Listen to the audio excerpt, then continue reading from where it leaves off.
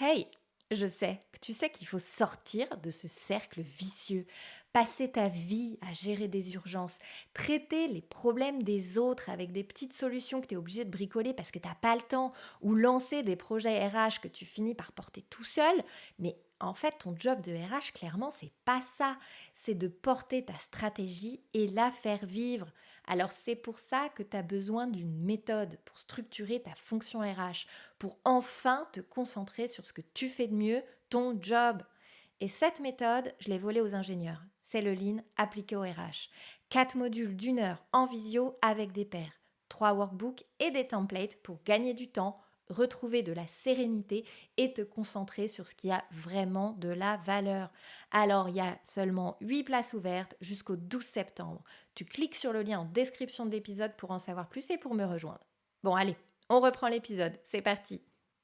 Hello les passionnés d'industrie et de RH, nouvel été, nouveau format TRH et tu commences sérieusement à attendre que tout le monde soit en vacances et que tu puisses enfin bosser sur tes sujets. T'as déjà enfilé tes tongs, ça sent la crème solaire à plein nez dans les bureaux, moins de réunions, moins d'urgences, moins de mails. C'est l'accalmie estivale avant de te faire broyer par le mois de septembre. Alors plutôt que d'attendre cet habituel tsunami, je te propose un truc. C'est un cahier de vacances RH. C'est une série audio et vidéo. Et la promesse est simple. Un été pour muscler tes process RH et surtout éviter de te faire broyer à la rentrée. Des épisodes courts et des cas concrets. Et à chaque fois, un outil, un exercice ou un cas d'usage à tester dans ton coin ou en équipe que tu reçois dans ta boîte mail. Parce qu'on ne va pas se mentir, c'est jamais le bon moment de s'y mettre. Donc, c'est maintenant. Et si tu as envie d'aller plus loin après tout ça, je t'en reparle au courant de cet été. Mais d'abord, tongs ou pas, on attaque. Hello! Aïe, aïe, aïe, c'est déjà bientôt la fin de cette série. Je sais pas trop comment je me sens. Je t'avoue que j'ai quand même une partie de moi qui me dit, ouf, ça y est, c'est au bout. Parce que je peux te dire que j'ai passé un paquet d'heures sur cette série. Et en même temps, je suis en train de me dire, c'est dommage, j'aurais pu faire mieux ou différemment ou peut-être que je pourrais continuer le format. Mais bon, je te fais part de mes tergiversations et de de mes tribulations, mais après tout, c'est pas ton sujet et puis on se rappelle que, on a bien envie de flinguer ce symptôme du perfectionnisme. Donc je me dis: «Claire, n'écoute pas trop cette petite voix». J'espère que tu te dis, la même chose pour toi. Alors ici, bon, maintenant tu connais le concept, hein, on arrive à la fin. Si tu me rejoins maintenant, tu as loupé pas mal de trucs, donc je t'invite vraiment à commencer depuis le premier épisode qui s'appelle «3 raisons de structurer ta fonction RH». Pour te la faire courte, donc tu as, chaque semaine 2 épisodes audio ou vidéo sur YouTube et tu reçois chaque mardi 2 ressources associées aux 2 épisodes de la semaine précédente. Bon, allez, on attaque cet épisode et on va essayer de tuer encore une de ces petites voix qui nous bouffent au quotidien.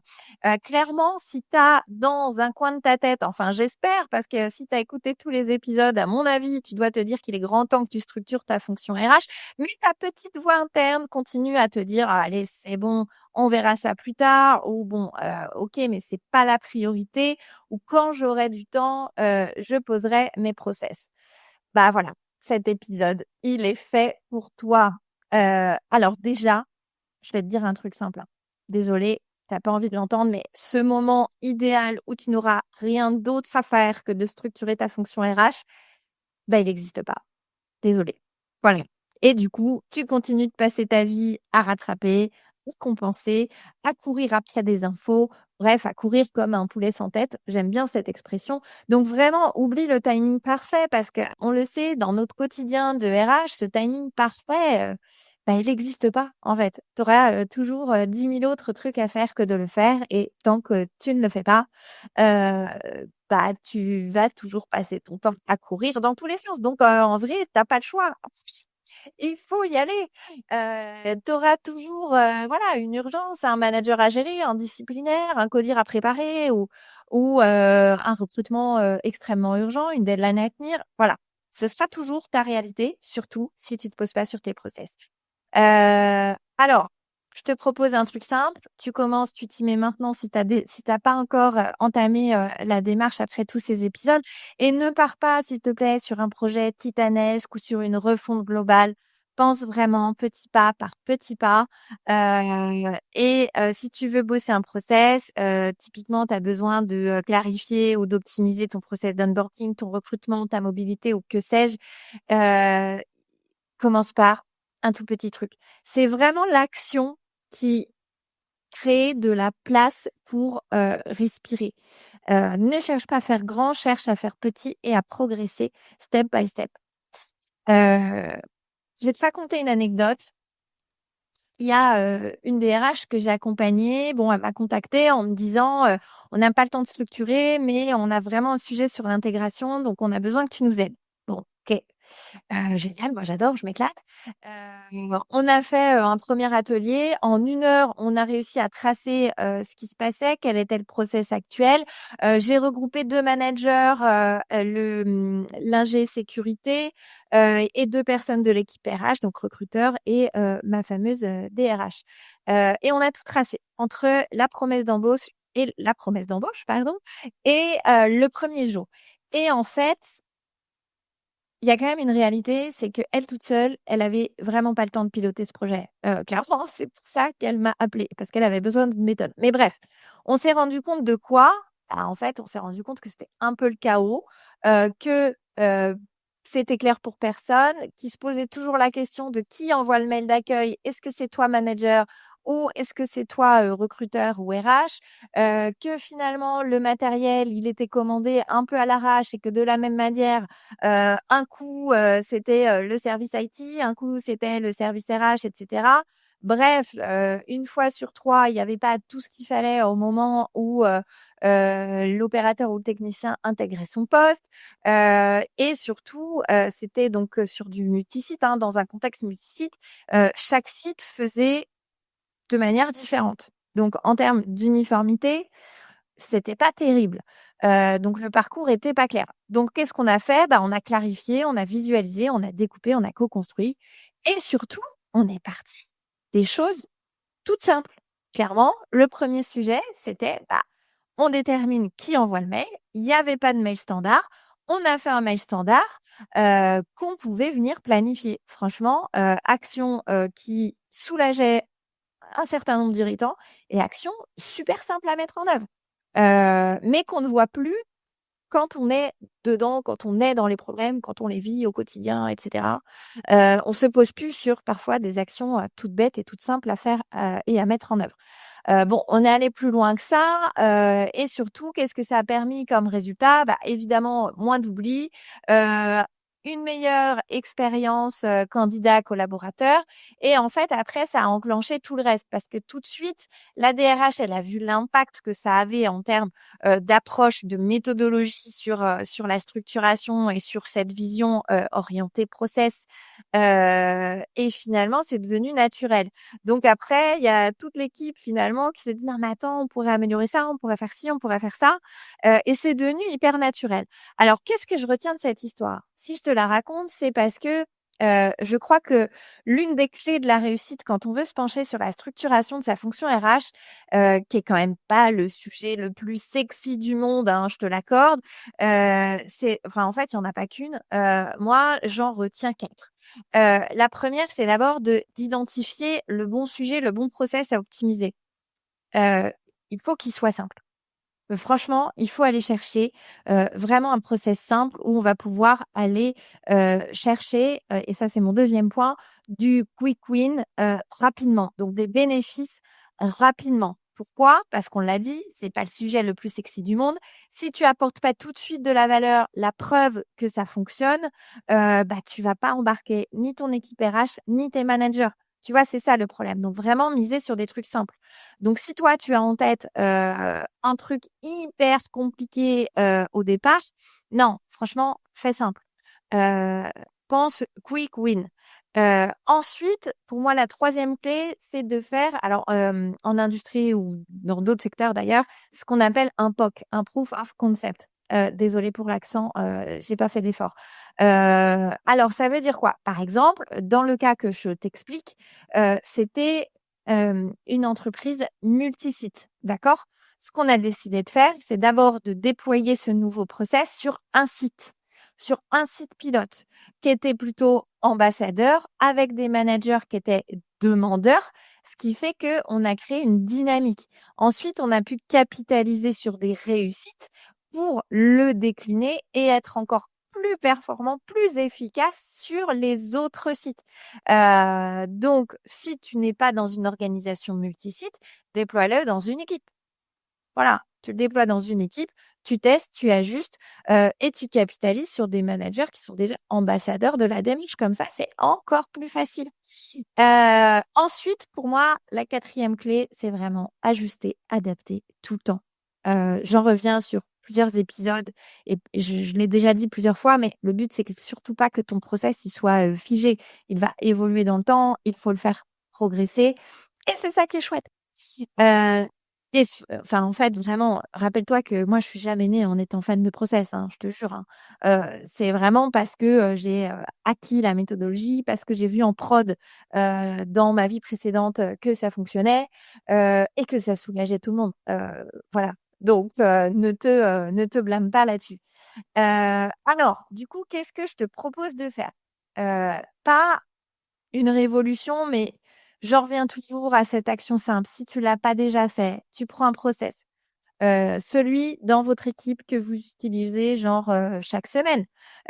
Pour le choisir, tu capitalises sur le process qui a le plus d'irritants. Celui qui vraiment le process qui saoule tout le monde. Manager, RH, celui sur lequel il faut s'attarder. Tu réunis ton équipe et moi, le mieux, ce que je préfère faire et surtout quand je le fais auprès de mes clients, c'est vraiment, tu prends un tableau blanc, tu prends des post-it de toutes les couleurs, et là, tu viens définir les grandes étapes, qui est responsable de telle étape, qui fait quoi et tu fais aussi une colonne, les cailloux dans la godasse. Concrètement, toi, tu es manager, tu leur distribues un post-it rouge. Toi, à cette étape, tu es manager. Quels sont les problèmes que tu rencontres? Tu fais pareil avec ton équipe RH. Tout le monde a un post-it rouge, caillou dans la godasse et hop, chacun le note. Notez aussi les actions que vous répétez trop souvent. Et ensuite, vous faites un petit brainstorm une fois que tout ça est posé, de se dire: «Bon, maintenant, on prend des post-it verts, quelles sont les pistes de solutions qu'on identifie en fonction des cailloux dans la godasse que l'on rencontre?» Et voilà, c'est tout. Franchement, c'est pas compliqué à faire. Il faut d'ailleurs pas penser compliqué, vraiment. Heu, alors, qu'est-ce que je peux te dire en conclusion de cet épisode? En vrai, c'est sûr que tu peux attendre, mais le bon moment, il va jamais se présenter. Et en fait, c'est sûr. Parce que, encore une fois, c'est pas le truc le plus sexy du monde. Donc, tu vas toujours trouver des excuses qui sont pas tout à fait des excuses parce que je les comprends et je sais que ton quotidien est pas toujours super simple, que tu as déjà 15 000 trucs à prioriser. Mais en tout cas, ce bon moment, il verra jamais le jour. Enfin, en fait, c'est sûr. Et ce que tu repousses aujourd'hui, tu vas le payer demain en charge mentale, en charge d'activité, en désordre, en problème, ça va se reporter à plus tard. Donc vraiment, fais le test avec, ce tableau blanc, ces post-it là, comme je te l'ai dit. Et puis il faut aussi bien comprendre que dans notre cerveau, d'humain, on a aussi deux trois freins qui nous font quand même pas mal procrastiner sur le sujet. Je pense que le premier, c'est vraiment la peur de se dire: «Je lance une usine à gaz, et franchement, j'ai pas le time». Mais quelque part, c'est la peur qui parle. Je pense que le deuxième aussi, c'est vraiment, la sortie de ta zone de confort parce que, c'est toujours un peu douloureux de sortir, ou de commencer en tout cas un truc qui sort de notre cadre habituel, aussi parce que tu as pas forcément, les méthodes, parce qu'on n'est pas formé à ça quand on est RH, et que donc ça nous paraît un peu insurmontable, en fait. Vraiment, le troisième point, je sais que j'en parle, pas mal, c'est cette quête de la perfection. C'est le truc qui nous fait tous, mais sur tout un tas de sujets, procrastiner le plus parce que je me doute que tu as déjà, plein d'idées, en fait. Je me doute que tu as une cible en tête, que tu te dis: «Je sais que l'idéal, ce serait qu'on fasse ci, qu'on fasse ça, qu'on déploie tel truc et cetera». Mais là, tu projettes. Tu projettes quoi? Tu projettes un système qui soit parfait. problème, c'est que ce système parfait pour le construire, clairement, là, ça va être l'usine à gaz. Donc, pense petit pas par petit pas. OK, déjà, on a fait ça de mieux qu'hier. Heu et parce que si tu projettes la situation parfaite, clairement, tu le sais que ça va être long, tu le sais que ça va être galère, donc tu fais pas. Donc projette étape par étape. Et pour ça, pas de secret, enfin, le petit exercice que je t'ai donné juste avant, il est super, super utile. Alors c'est pour ça que la ressource que je t'ai glissée dans cet épisode, elle est vraiment super simple. C'est, un petit workbook. C'est une fiche qui est simple pour poser les premières briques de ton process RH sans t'arracher les cheveux. Un cas concret, pour enclencher la suite et si tu sens que ça te fait du bien et que ça fait du bien à l'équipe et que tu as besoin d'aller plus loin, c'est tout l'objet de la formation, qui sort en septembre.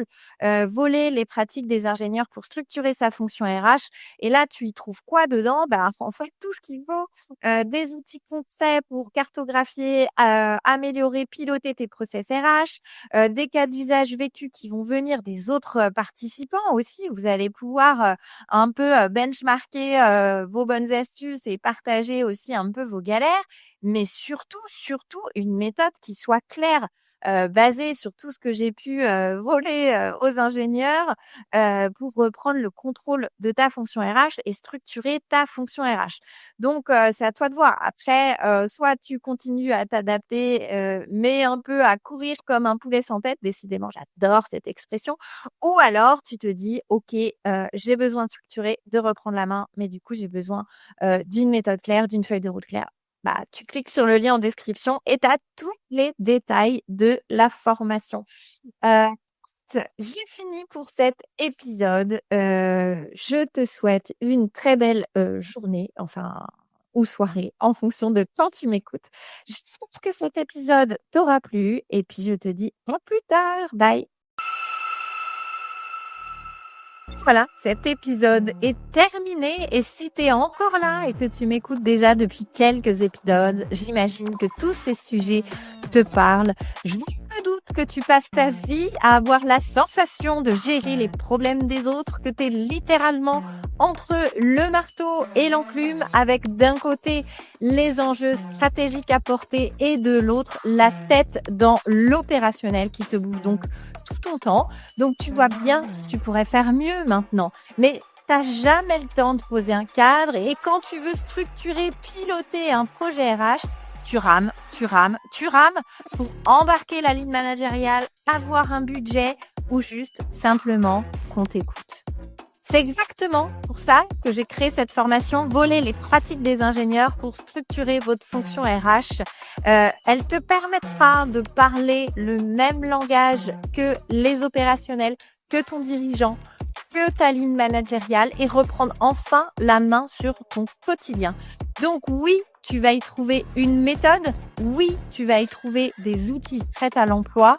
Tu vas aussi trouver la capacité de poser un cadre solide qui va te permettre tout ça, mais aussi le plaisir d'échanger avec des pairs et de confronter vos problématiques et que l'on va pouvoir décortiquer ensemble. Donc, pour cette première session, cette première cohorte, allez, je lâche le mot, j'ai fait un tarif spécial, un tarif Early Bird. C'est maintenant ou jamais. Je te mets le lien pour t'inscrire à cette formation dans la description de l'épisode. En attendant, je te retrouve lundi, jeudi pour un nouvel épisode. Allez, bye!